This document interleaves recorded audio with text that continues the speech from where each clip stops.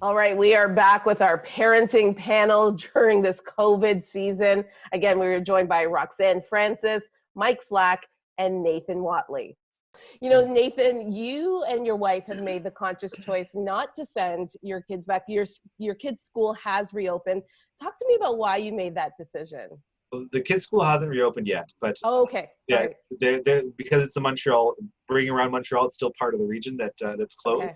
But we've made the decision already to not send them back. But part of that is simple, I think, just like understanding of the situation and the rules they've put in place here is that when the schools do reopen, there's only going to be 15 kids per class. Right. My daughter, my second born, is in a class of 27 kids. Wow. So of those 27, if only 15 are coming back, which kids could, as a teacher, I know, how hard that would be to pick, well, this kid I'm keeping, this kid I'm sending to another class or with a specialist or something. So knowing that my kids are doing well in school and aren't at high risk of failing or anything, I said, well, my wife has the privilege of working from home. She can take care of them. And we can leave the spot for someone else. What was that conversation, or have you had that conversation with the kids about, not choosing not to go back and allowing that space for others? And was it hard to have that conversation with your kids? We asked the kids what they wanted to do because we were curious enough. None of them wanted to go back because I think that they enjoyed the freedom of being able to do their own thing and hearing, what Roxanne was saying about her kids missing their friends. My kids do as well. But one thing that I found nice about the situation is that they've also played a lot more together than they have in a long time. So there's been a lot more, playing between them, and I think they've been enjoying that a bit. I mean, I have threatened my oldest one by sending them back to school to get him to do his work. He doesn't know that I probably won't carry through, but it's been nice to see them getting along. Roxanne, I want to ask you as the expert on the panel, there are some parents who have just given up. I read a recent article and they're just like, I just can't do this. I can't teach my kids and also hold down a full-time job. What do you say to those parents that just feel like, I can't do it? To be honest with you, Meg, I don't blame them. From the perspective of a psychotherapist, it's really stressful to be wearing all those hats, right? To be juggling, working from home, teaching the children, making lunch, making snack, keeping them physically active, keeping it's a lot of work. And to then ask them to, here's the information, teach your children. That's a lot of work, it's a lot of pressure. And there are many people who feel like before the school boards had rolled out the online learning, they were already doing things at home with them. They might be baking or going on nature walks or doing workbooks that they've bought from the local bookstore. And that was enough for them. But now that there's this online learning, again, it comes down to expectation. And so they possibly feel like if they don't teach their children or if they don't match up to the expectation, there's going to be an issue. And so pulling back from that takes away that expectation. And it allows you to now teach as you see fit. Teach as fits with your day.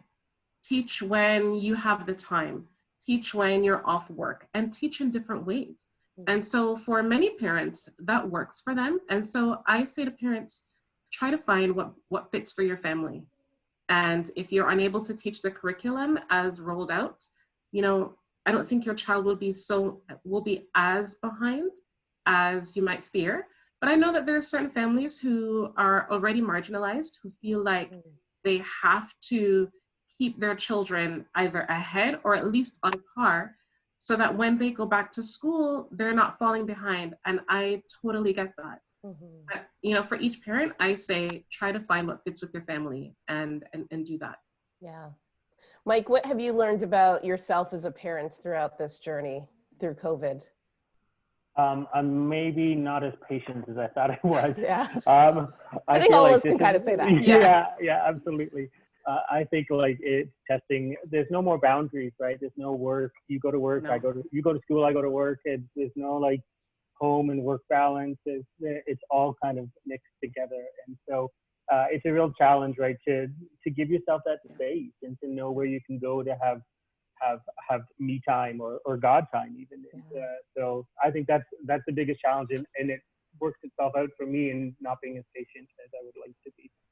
Yeah. How about you, Nathan?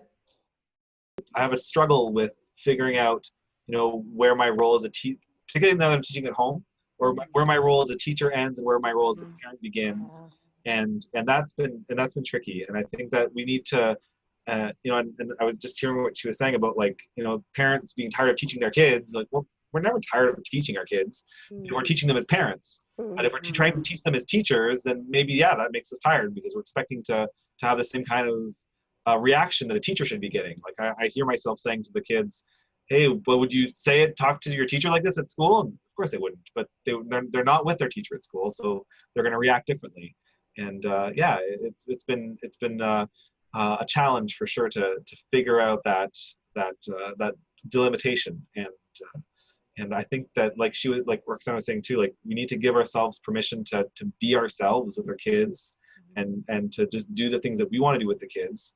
And don't be too afraid of the whole catching up thing. Like as a teacher, my superpower is to help kids catch up. That's what we can do. We get kids coming from Syria that have never learned anything and learn super quickly. Even if this blip lasts for so long and they miss so much school, the kids are going to be okay. So it's important, I think, to remember that. I think that's a good way to leave this conversation. The kids will be okay. And I think you're right. As parents, we have to remember that we're always teaching our children. I think we put on the teacher hat, you're right, and we expect a lot more of ourselves and a lot more of our children. But through life and through life experience, we're always teaching our kids how to respond to things, how to react to things. Thank you all for joining me today. Thank you. Pleasure. My pleasure. Yeah. Good conversation. Thank you.